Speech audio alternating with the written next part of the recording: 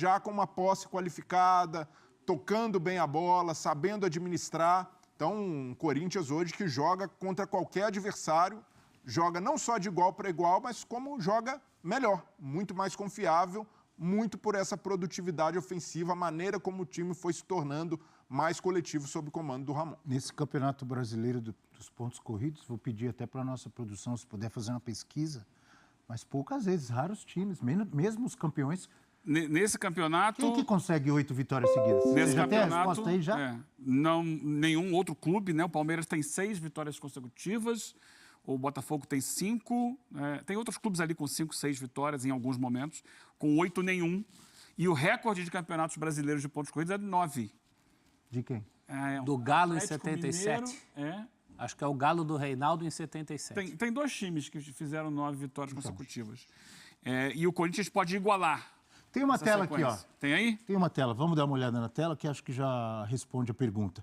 Falando sobre... Porque é realmente uma sequência rara, né? Total. Dificilmente a gente vê. Mais vitórias seguidas na história do Brasileirão por pontos corridos. É exatamente o que eu perguntei. É entrosamento, é Memphis Depay e Yuri Alberto aqui. Aí é ponto corrido. O Galo do Reinaldo é do tempo da Chaves, dos Mas o Galo de 21 fez 9 também. Olha os times que conseguiram. Cruzeiro de 2000... Por que aparece 2 vezes o Cruzeiro? Porque conseguiu 2 sequências. 2 sequências de 8. 2003. É o Cruzeiro... E era um campeonato maior também, né? Cruzeiro... 24 mais times, se não me engano. 24. Cruzeiro tríplice coroa. 2 vezes na Foi mesma campeão campanha. da Copa do Brasil, campeão mineiro e campeão brasileiro. Exato. Tinha um timaço com Alex, David, Aristizábal, Edu Dracena, Felipe Melo e companhia, com Luxemburgo de técnico, e conseguiu 2 vezes a sequência de 8 vitórias. Cruzeiro de 2013 também era um timão, Ricardo Goulart, Everton Ribeiro, Marcelo Moreno e companhia. Flamengo de 2019 de Jorge Jesus, um timaço, conseguiu. O Internacional de 2020, que foi vice-campeão brasileiro, né? Isso. Deve ter sido ali naquele final com Abel Braga, com o Yuri Alberto também. Sim. Com o Yuri Alberto, com o Edenilson. Conseguiu 9, olha só. E o Galo, campeão brasileiro, tríplice coroa também do Galo 2021, campeão da Copa do Brasil, campeão brasileiro, semifinalista de Libertadores e campeão mineiro, Hulk, Bernard e companhia, e conseguiu 9 vitórias. O Corinthians, então, consegue uma marca que pouquíssimos times conseguiram nessa história de pontos corridos. Olha só, O professor. próprio Corinthians, as outras 2 vezes em que conseguiu as 8 vitórias, foi campeão. Em 2011 e em 99, que ali em 99 também tinha os mata-matas, tiveram um esquema diferente. Mas mais do que os resultados, é o desempenho, né, Abel? É um time que o ano inteiro sofreu para fazer uma transição que fosse por jogo, agora faz várias. E aproveita muito bem essas transições, porque não foi só as 3 do Bahia.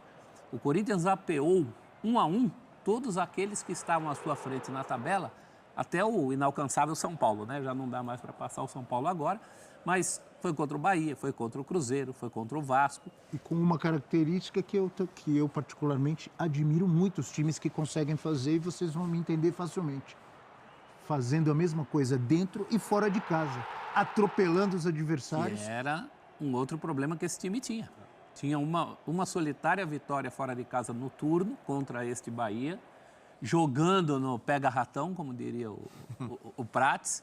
Hoje não. E o Memphis, que, sem dúvida o Memphis é o grande destaque, né? Ele e o Yuri Alberto, a subida de produção do Yuri Alberto quando teve companhia.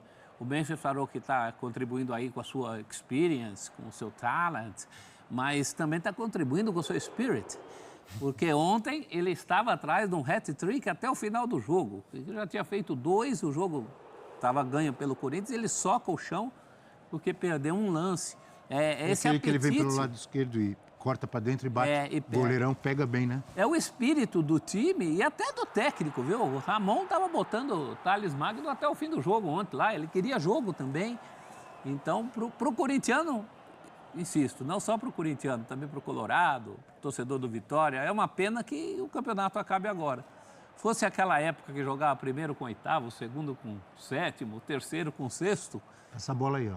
Corinthians e Inter chegariam como fortes candidatos aí a uma reta final interessante. E você falou em Corinthians e Inter. Se a gente fizer... O Inter vinha de uma invencibilidade de 16 jogos, foi quebrada contra o Flamengo, mas no recorte de 10 jogos, nos últimos 10 jogos, Corinthians e Inter têm campanhas iguais, são 25 pontos em 10 jogos. Isso mostra que o Corinthians realmente atingiu um patamar de excelência, brigando com o melhor time do segundo turno e realmente em nível de atuação não tem deixado a desejar. Eu repito o que eu falei ontem, se tivesse com esse time aí desde o início do campeonato, estaria lutando pelo título, isso não há dúvida.